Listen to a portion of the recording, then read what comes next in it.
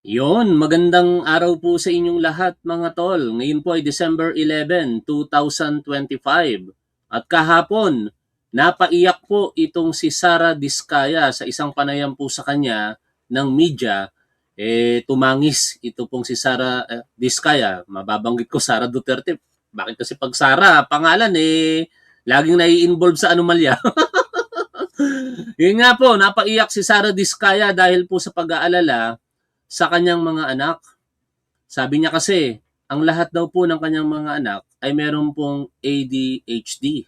Tama ba? Yung isang kondisyon po ng bata o ng individual na hyper, no?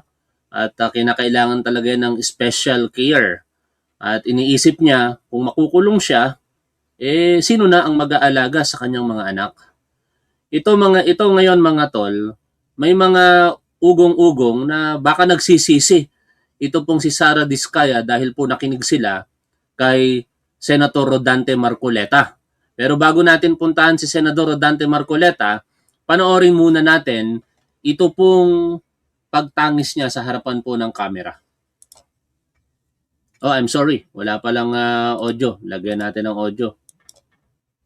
Speaking of kulungan, ano po bang nai-imagine ninyo? Makukulong talaga kayo? Anong nai-imagine ninyo? Siyempre, you don't just think of, ay, hindi ako makukulong kasi nadamay lang ako. Niisip ko long term din, baka mamaya talagang makulong talaga ako. Ayoko sana. Kasi, as everyone knows, my kids, they all have ADHD. Husband ko nasa Senate. Tapos ako makukulong. Ang hirap. Hindi ko alam kung paano ang mga anak ko. Hindi ko talaga alam.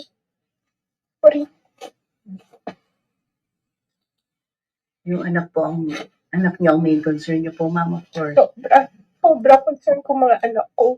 Kasi kung ano man ginagawa namin para sa mga anak na tapos biglang ihihibalay ako sa mga anak ko. Yun yung pinakamahirap na mahiwalay sa mga anak.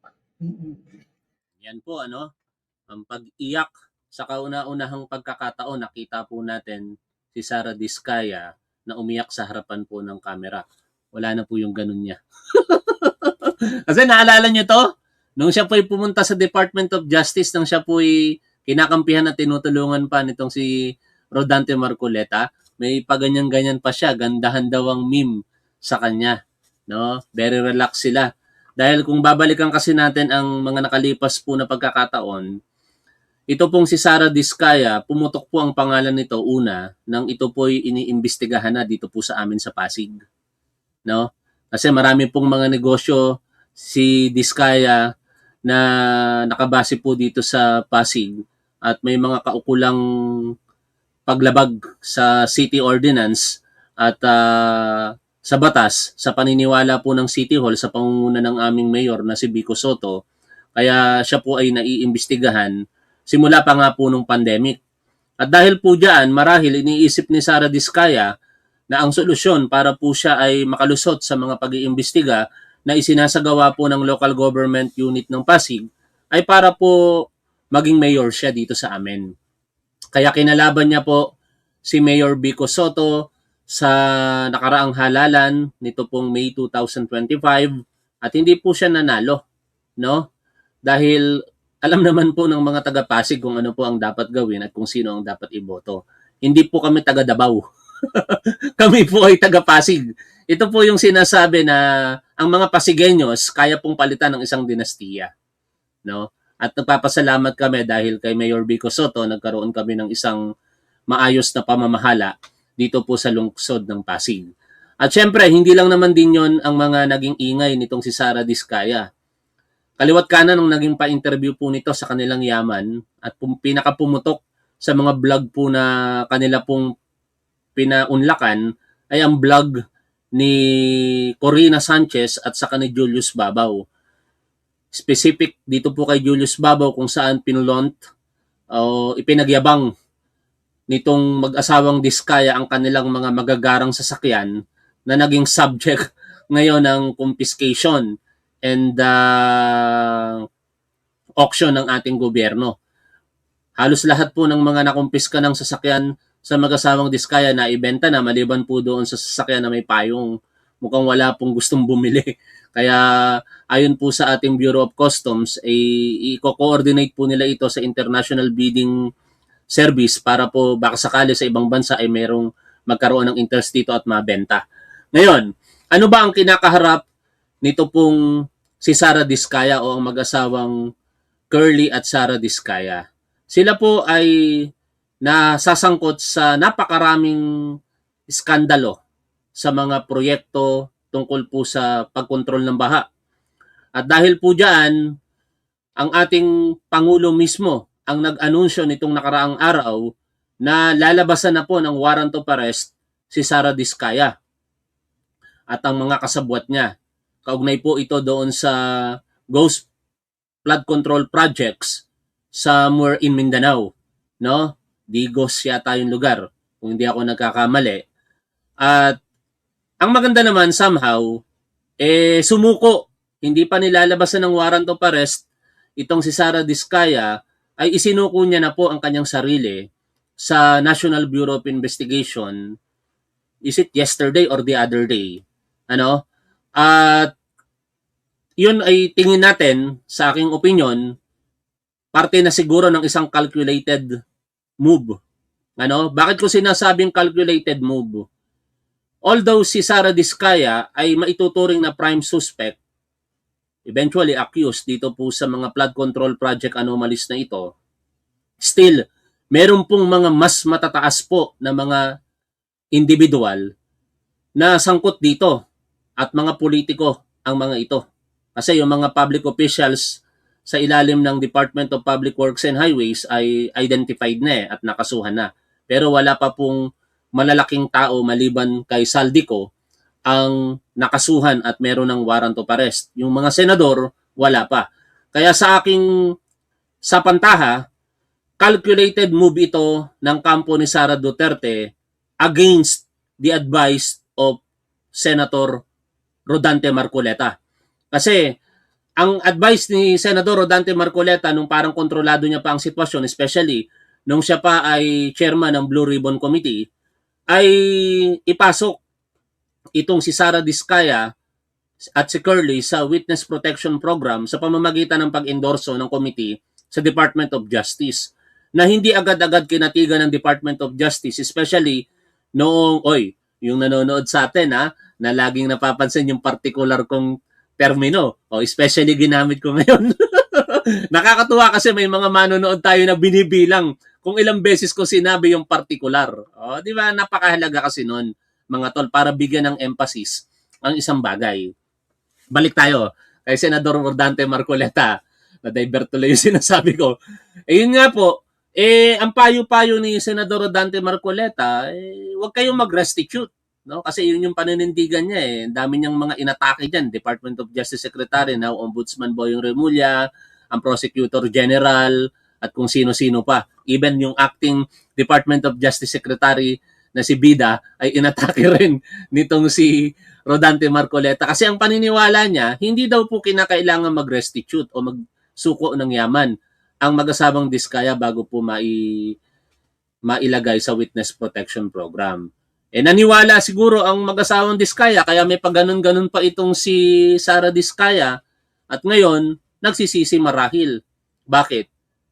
Wala Hindi umubra yung diskarte ni Senador Rodante Marcoleta na dapat walang restitution, kasi hindi pwede yun, mga tol. Sa lahat ng napakahabang pagkakataon, kung gusto mong makipag-cooperate at umayong testigo, pabor para sa ating gobyerno, basic naman, no?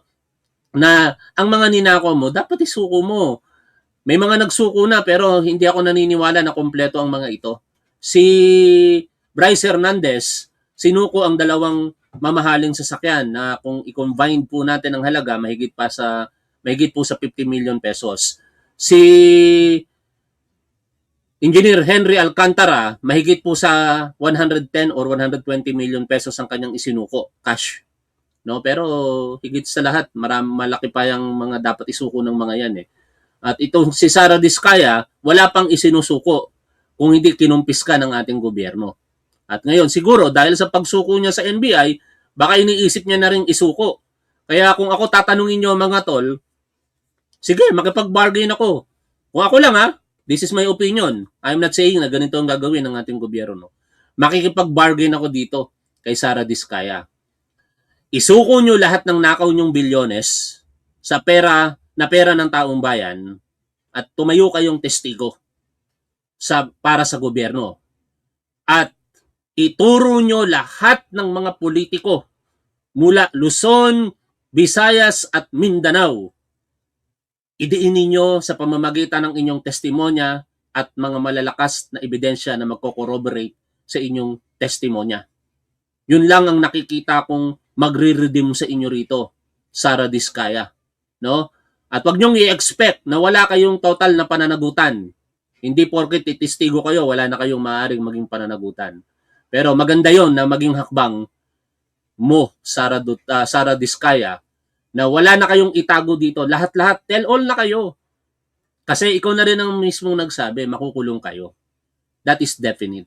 Inevitable na ang pagkakakulong ni Sara Diskaya. In fact, the moment na sumuko siya diyan po sa National Bureau of Investigation, yan na po ang simula ng kanyang pagkakakulong. Kasi curtailed na yung kanyang freedom diyan no? Formality na lang yung warrant of arrest.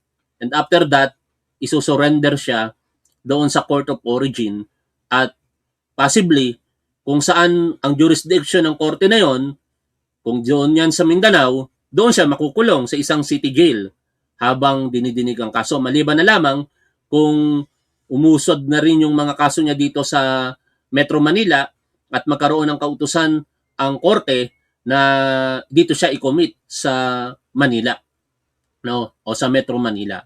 Ganun lamang yung mga magiging sitwasyon diyan. At ang kinakaharap na kaso ni Sara Diskaya ay malversation, plunder kasama ng mga tiwaling public officials na alam naman natin wala pong piyansa, no? Pwede silang mag-file ng petition for bail kung sa tingin nila mahina ang ebidensya laban sa kanila at yan ay subject for approval or disapproval ng korte.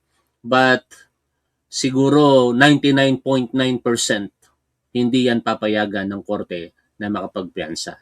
Kaya ang pagkakakulong mo, Sara Diskaya, ay sigurado na. Ngayon, si Senador Rodante Marcoleta, hindi pa rin ito tumitigil sa kanyang pagnanais na wag i-restitute at bigyan ng witness protection program ang mag-asawang Diskaya. Pero medyo napapabayaan ngayon niya ni Senador Rodante Marcoleta sapagkat siya mismo ngayon ay kumakaharap sa isang legal na problema. Ano po ang kinakaharap na problema nitong si Senador Rodante Marcoleta sa kasalukuyan? Ito ay dulot ng magkaiba pong deklarasyon sa kanyang mga opisyal na dokumento na isinumite sa ating gobyerno. Isa para po sabihin ang kanyang kabuuang yaman at isa para po iulat sana ng may katotohanan ang naging paggasta niya sa nakalipas na halalan. Ang SALN or Statements of Assets, Liabilities and Net Worth at saka Statements of Contributions and Expenditures. Sa SALN, dineklara niya lamang ang mahigit sa 51 more or less million pesos na yaman. At sa kanyang deklarasyon ng SOSE, dineklara niya doon na mahigit 110 million pesos na paggasta. At hindi niya nilagay sa SOSE kung sino-sino ang mga nag-donate sa kanya. Ang sinabi niya, yon ay kanyang sariling pera. Kaya nagkaroon ngayon ng discrepancy. Bakit ang iyong yaman ay mahigit sa 51 million pesos lamang samantala ang ginasta mo sa halalan ay mahigit sa 100 million pesos? Ang sitwasyon na yan ay hindi po pinalagpas ng iba't ibang individual, partikular ng kontradaya na si Mr. Araw at yung dating abogado nitong si Congresswoman Leila de Lima na si Attorney Dino. On his part or Mr. Araw's part, ito po ang kanyang update sa atin. Nananawagan siya sa Commission on Elections na agarang aksyonan ang kanilang reklamo sa paglabag sa Omnibus Election Code nitong si Rodante Marcoleta. Sapagkat ayon sa paniniwala ni Mr. Arau, kapag ka pinahintulutan ng COMELEC ang mga ganitong sitwasyon, gagamitin po itong weapon ng mga politiko sa mga susunod na panahon na tatanggap lamang ng donasyon kung kani-kanino at hindi na po kinakailangan ideklara sa SOSE. Panoorin at pakinggan po natin ang interview kay Mr. Arau nitong nakaraang araw ni Corina Sanchez. So saan po ang nagsisimula at magtatapos itong sinasabi po ninyong investigasyon dapat dito po sa mga ginastos ni Ginoong Marcoleta noong kampanya?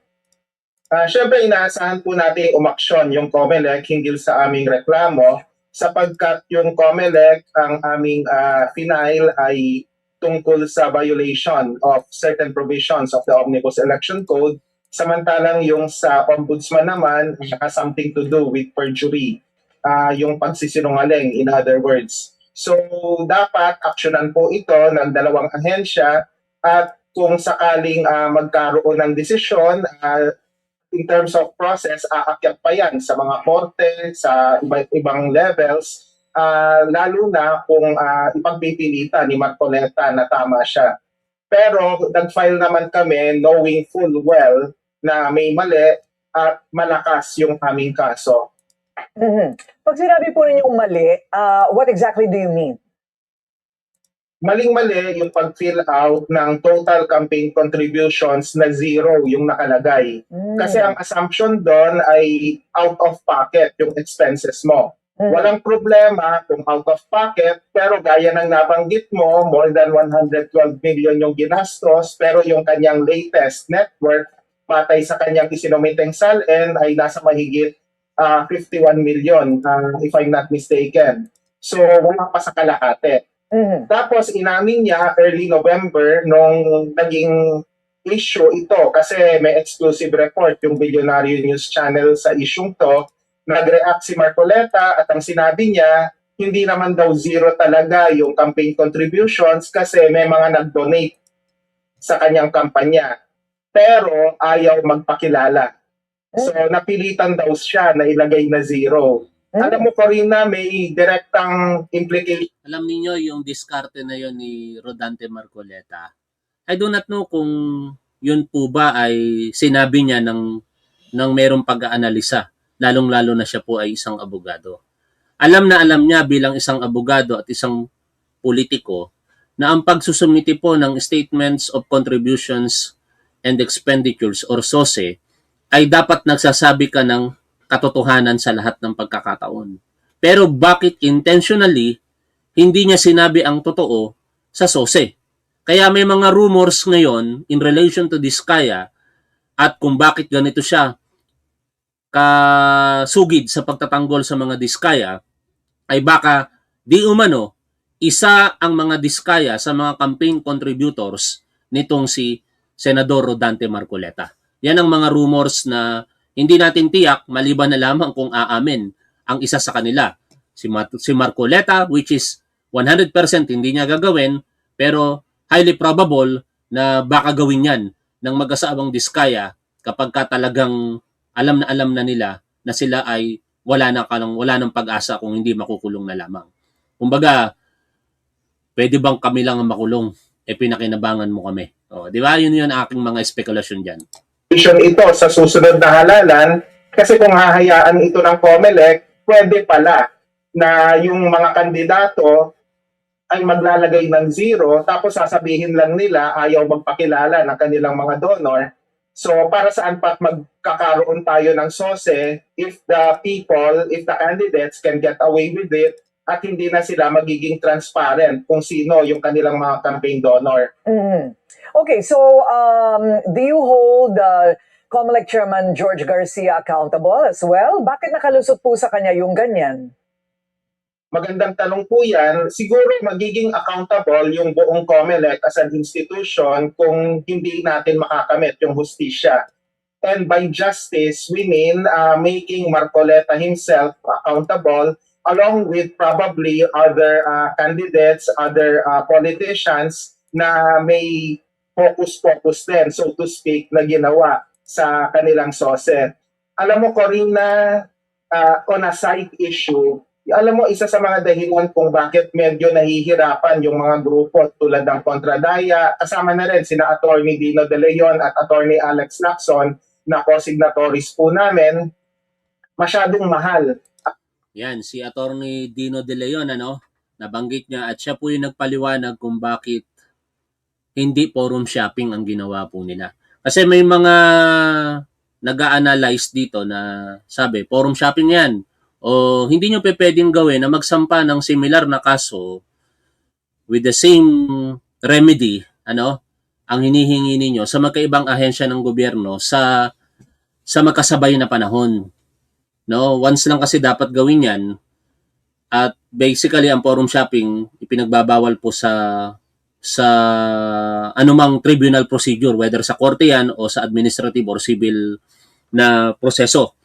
Pero ito po ang paliwanag dyan ni Attorney Dino. Magkaiba po yung nature ng kaso. No?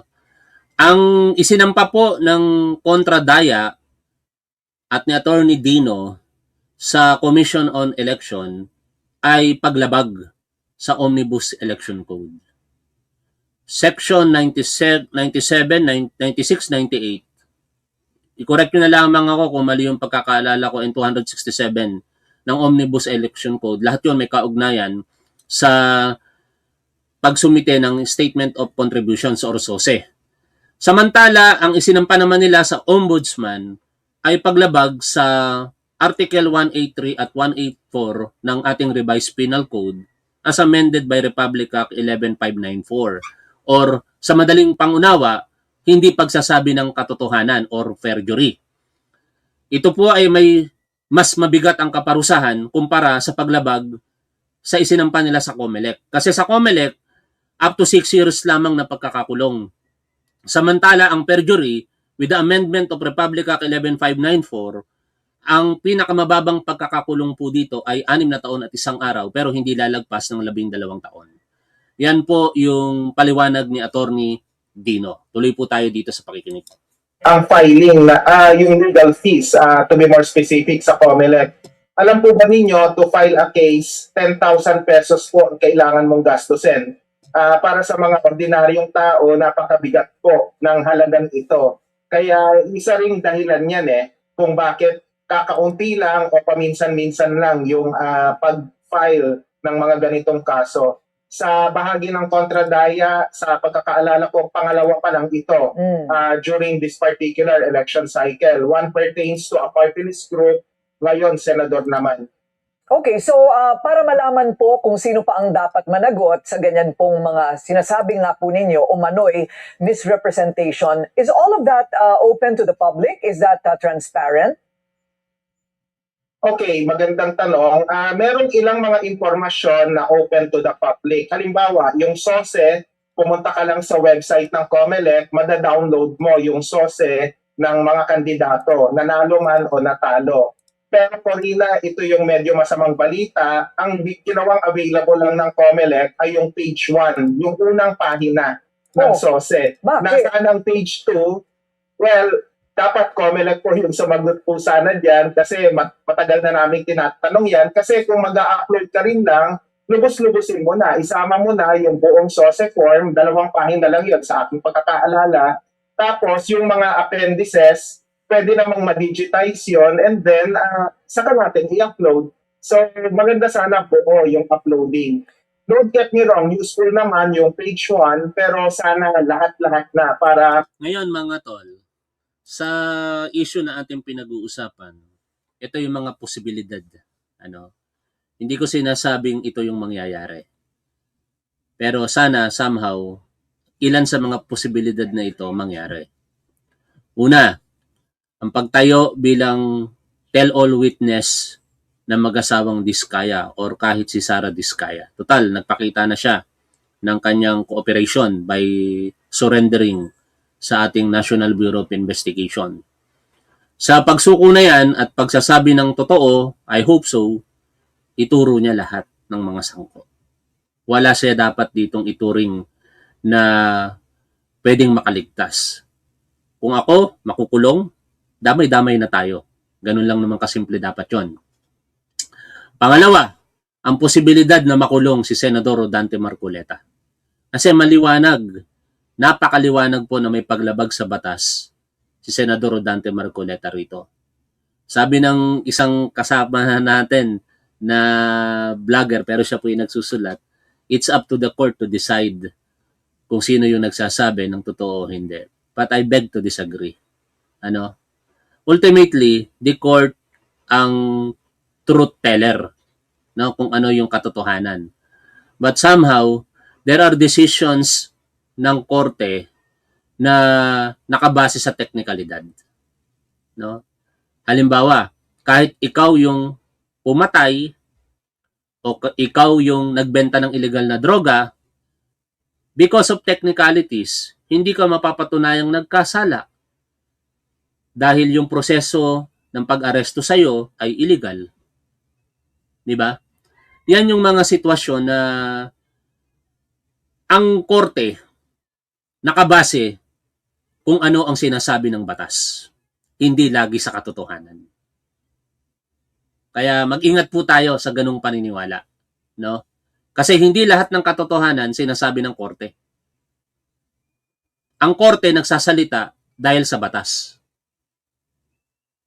At may mga hindi maiwasang pagkakataon na dahil ito ang itinatadhana ng batas, dahil mali ang proseso ng paggamit, hindi nakukonvict yung tao.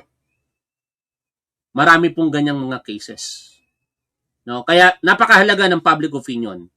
Kung inyo pong papanoorin ang vlog ni Richard Haydarian, kung saan in-interview po siya, kung saan in-interview niya po si Senador Trillanes. Ito mismo. Pero parang gusto kong pag-usapan natin to into a separate live streaming. Bigyan ko na lamang po kayo ng kaunting kaalaman sa impormasyon sa napanood ko po na ito. Ipinaliwanag po dito ni dating Senador Trillanes, partikular sa prosesong impeachment, ang tatlong bagay. Kasi kung korte nga lamang ang tutunguhan ng isang problema, ang korte magsasalita ng naaayon sa batas. Pero pagdating sa impeachment, tatlo ang kanyang pinapaliwanag dito. I hope hindi ako magkamali sa pagkakaalala ko. Yung tatlo na yon, kung ano ang itinatadhana ng batas, kung ano ang galawang politika, at kung ano ang galawang posibleng maging polisiya ng gobyerno sa hinaharap. Yan ang ipapaliwanag sa atin mamaya ni Senador Trillanes kapag nireaksyonan po natin ito pong interview sa kanya ni Richard Haydarian. Sa ngayon, pansamantala na muna tayong maghiwa-hiwalay mga tol. Mag-lunch na po ang lahat dito sa Pilipinas at sa iba't ibang panig po ng mundo. Maraming salamat po sa inyong suporta mga tol. Hanggang dito na lamang. Shoutout po sa inyong lahat. Lagi po nating tandaan kung ano ang tama at dapat, doon po tayo. Keep safe. See you always. Bye for now mga tol.